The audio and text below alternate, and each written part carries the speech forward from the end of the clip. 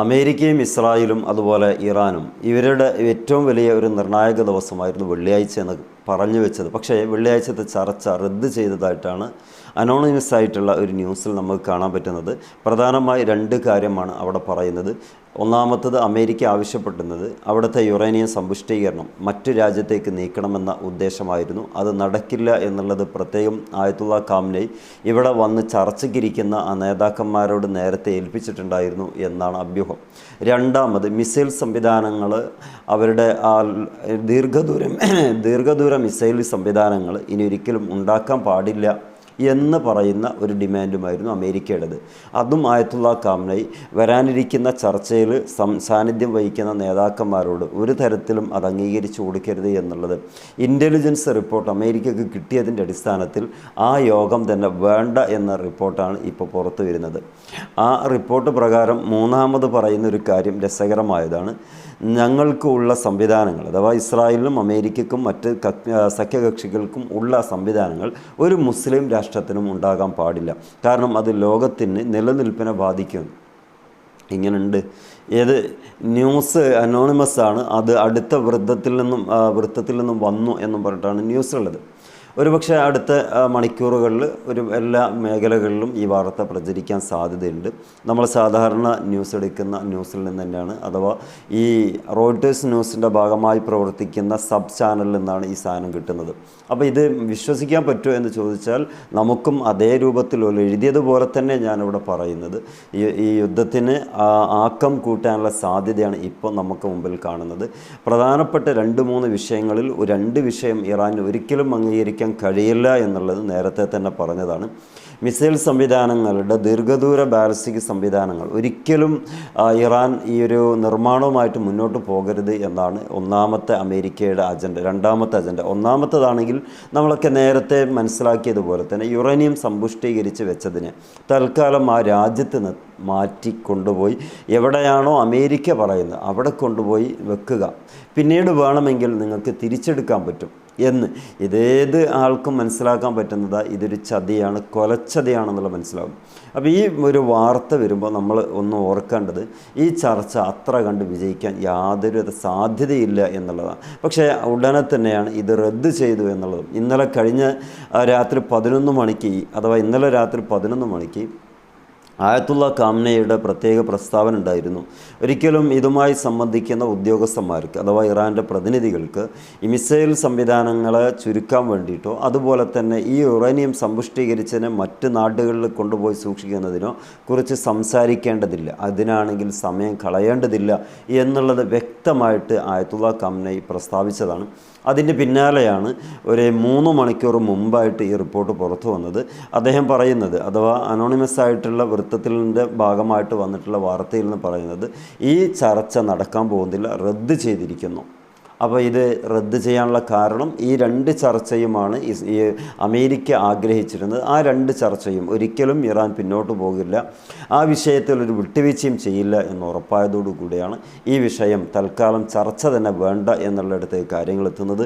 അങ്ങനെയാണെങ്കിൽ ഇനി എന്തായിരിക്കും അടുത്ത ഓപ്ഷൻ എന്നുള്ളതാണ് ലോകം ഉറ്റുനോക്കുന്നത്. കൃത്യമായി പറയുകയാണെങ്കിൽ അമേരിക്കയുടെ ഏറ്റവും മുൻപന്തിയിൽ നിൽക്കുന്നത് ആയുധ സേനാ സംഘങ്ങളുമായിട്ടുള്ള ഒരു വലിയ യുദ്ധമാണ്. പക്ഷേ അത് എത്രത്തോളം വിജയിക്കുമെന്നുള്ളത് അമേരിക്കയ്ക്ക് തന്നെ സംശയമുണ്ട്. കാരണം അമേരിക്കയുടെ സപ്പോർട്ടീവായിട്ടുള്ള പഴയകാല സുഹൃത്തുക്കളൊക്കെ ഇപ്പം അല്പം അകലം പാലിച്ച് നിൽക്കുകയാണ് കാണുന്നത്. ഈ അമേരിക്ക എന്ന് പറയുന്ന രാജ്യത്തിൻ്റെ പിടിപ്പുകേട് കൊണ്ട് തന്നെയാണ് അവരിങ്ങനെ ആയതും എന്നുള്ളത് നമ്മൾ മനസ്സിലാക്കേണ്ടതാണ്. എത്രത്തോളം എന്നാൽ അമേരിക്ക ഇപ്പോൾ ഒറ്റപ്പെട്ടിരിക്കുകയാണ്. അമേരിക്കയുടെ കൂടെ നിൽക്കുന്നത് ഇസ്രായേലും മാത്രമേ ഉള്ളൂ. ഇസ്രായേലിനാണെങ്കിൽ അമേരിക്കയെ കഴിഞ്ഞിട്ടുള്ള സംവിധാനങ്ങൾ ഉള്ളൂ എന്നതുകൊണ്ട് തന്നെ അമേരിക്കയ്ക്ക് അത്ര കണ്ട് എടുത്തു ചാടി യുദ്ധത്തിന് തയ്യാറാകാൻ കഴിയുകയില്ല.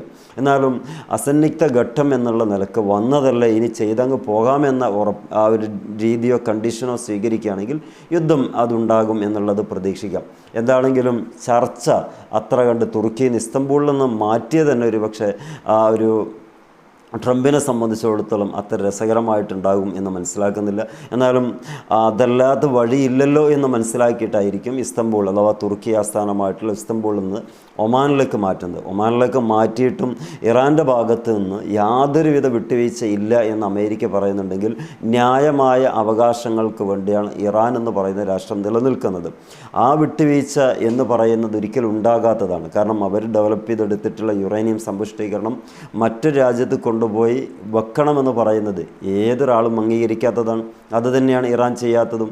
അതുപോലെ തന്നെ രണ്ടാമത് അവർ സംവിധാനിപ്പിച്ചെടുത്തിട്ടുള്ള അത്യാധുനിക മിസൈൽ സംവിധാനങ്ങൾ അതിൻ്റെ എണ്ണം ചുരുക്കണമെന്നും നിർവീര്യമാക്കണമെന്നും ഇനി മുതൽ അങ്ങോട്ടേക്ക് അഥവാ ഇസ്രായേലിലെത്തുന്ന രൂപത്തിലുള്ളൊരു ആയുധവും നിങ്ങൾ ഉണ്ടാക്കരുത് എന്ന പച്ച മലയാളം അത് പറയുന്നില്ല എന്നുള്ളൂ.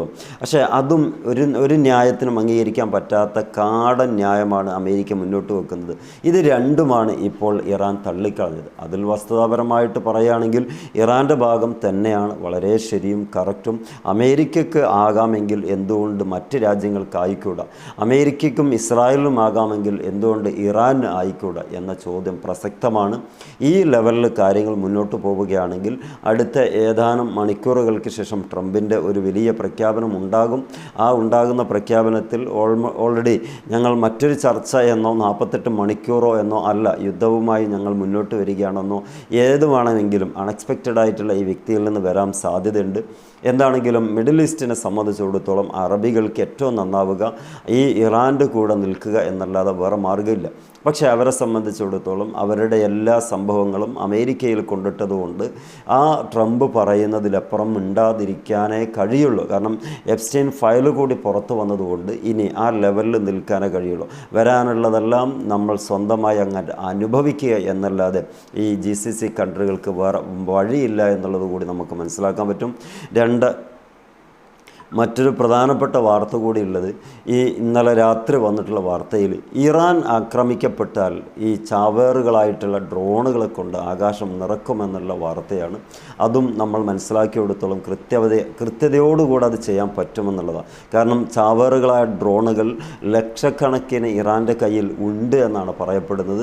ആ ലക്ഷക്കണക്കിന് ആയുധങ്ങളെ ഇതിങ്ങനെ തന്നെ മുന്നോട്ട് പോവുകയാണെങ്കിൽ ഒരു ഡ്രോൺ സംവിധാനത്തിനും അല്ലെങ്കിൽ ഒരു പ്രതിരോധ സംവിധാനത്തിനും ഒരിക്കലും അതിനെ പ്രതിരോധിക്കാൻ കഴിയില്ല എന്നുള്ള ഒരു വെല്ലുവിളി അമേരിക്കയ്ക്ക് മുമ്പിലുണ്ട്.